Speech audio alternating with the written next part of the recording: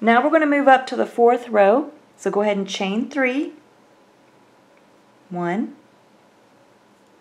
2, 3. Then turn your work. That first chain 3 again counts as your first double crochet for the row, and we're going to make one more double crochet into that same stitch. Just yarn over, go into the same stitch, bring up a loop, and then make your double crochet. And what that does is it creates the curve on the side of the bottom of the pumpkin, or I should say pumpkin. My southern accent coming through. So you have 2 stitches, 2 double crochet in the same stitch. Then you're going to make 1 double crochet into the next 2 stitches. Don't miss that first stitch.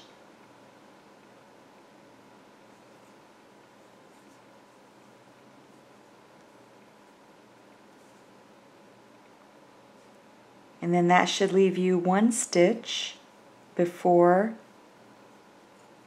the previous row's front post double crochet. So you have that 1 stitch there that we're going to skip. Now there's 2 ways that you can work this next stitch. You can either create a back post double crochet around the previous post's front post double crochet, or you can just turn your work and make a front post double crochet around the post. So whatever is easier for you, but you're going to be skipping that next stitch and then working either a back post double crochet around there or a front post. I'm going to make a front post just because it's easier. So I'm going to skip this next stitch, turn my work, and then I'm going to make a front post double crochet around that post. So I'm going to yarn over, I'm going to go around that post, I'm going to bring up a loop, I'm going to make my double crochet,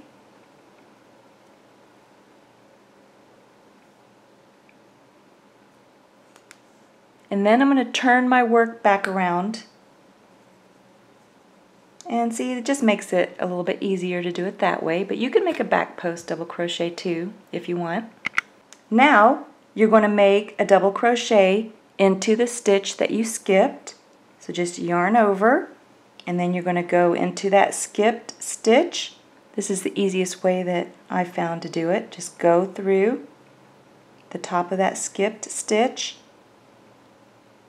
bring up a loop, make your double crochet,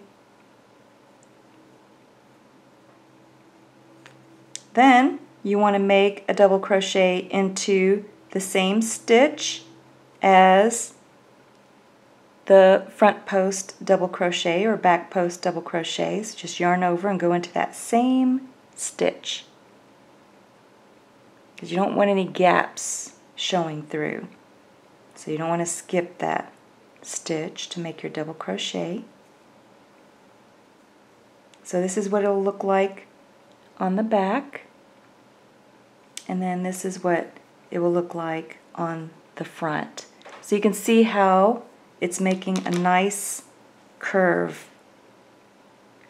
post on the front. Then you're just going to make 1 double crochet in each of the stitches until you get to the next front post double crochet. So in the center, we're just going to be making straight front post double crochet, so you don't have to worry about skipping stitches or anything like that.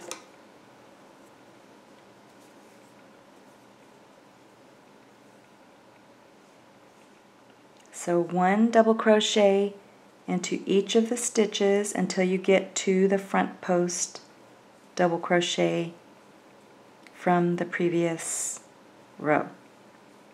Now you can make a back post double crochet around the previous row's front post double crochet, or you can turn it and make a front post double crochet. So I'm going to show you both methods. So On this one I'll make a front post double crochet, and then on the second middle one I'll make a back post, just so you can see the difference.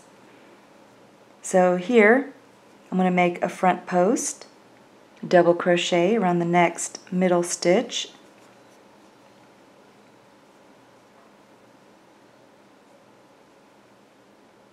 and then I'm going to turn my work back around so I'm going the right direction.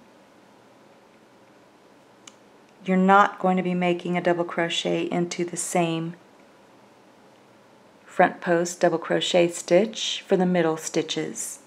That's only for the curved outer stitches. So now I'm going to make one double crochet into each of the next stitches, and that will bring me to my next front post double crochet from the previous row. So now I'm going to show you the back post double crochet around the next one. So again, for those that just like the front post, just turn your work and make your front post double crochet and then turn it back around. So now I'm just going to show you what it would look like if I made a back post. So just yarn over, go behind the work, and put the post so that's in back of my crochet hook. I'm going to bring up a loop,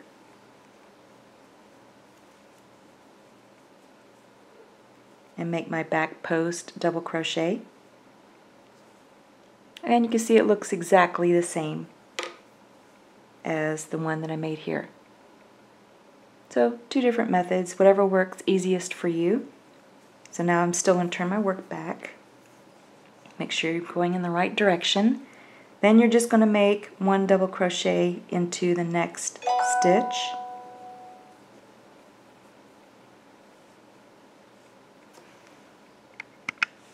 so now I made one double crochet in the next stitch. I want to make one double crochet into the next 6 stitches for a total of 7. Here's my second, and my third,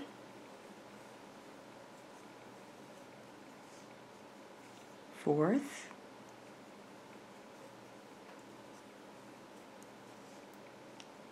fifth,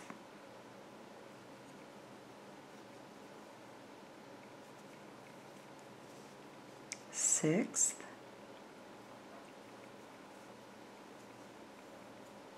and 7th. Now what you're going to do is turn your work. I have the right side facing me now.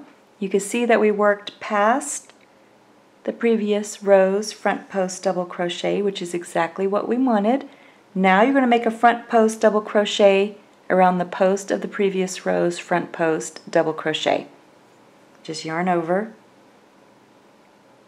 bring the post in front of your crochet hook for a front post double crochet, bring up a loop, yarn over and go through 2, yarn over and go through 2. And you can see how you curved it the other direction, which is what you wanted. So you see how you have a nice curve on the right side and a nice curve on the left side, and then the 2 centers are straight. Then go ahead and turn your work.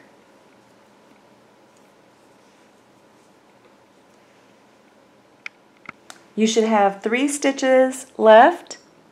You're going to make one double crochet into the next 2 stitches, and then you're going to make 2 double crochet into the 3rd stitch. So 2 double crochet into that last stitch.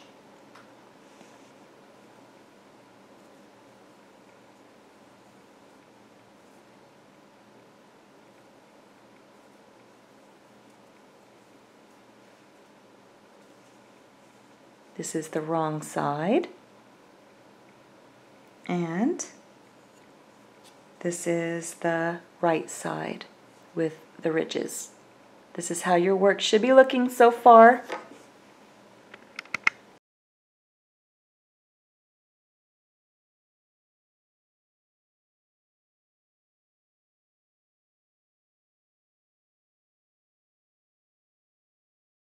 Now I just want to show a close-up of each of my pumpkins. This is just a glass pumpkin that I bought from Autumn Radiance. It's really pretty. This is the pumpkin with the braided cable down the center and the papaya color.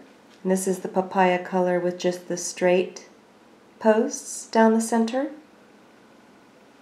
Here's a different color for the pumpkin, like a lighter orange with the straight posts down the center. And then you can crochet your pumpkin and make a kitchen towel topper. I show how to make that. This is with the softer orange, light orange color, and the towel that it's on. Now these other towels that I used have the Life's a Hoot design for a kitchen towel topper. I have a separate video tutorial for Life's a Hoot kitchen towel topper for beginners. It's real easy, quick and easy to make. I also have the written pattern for the Life's a Hoot kitchen towel topper, and it's free for download in my Helen May Crochet YouTube channel Facebook group for my members. And these just make wonderful gifts for people or for your own house.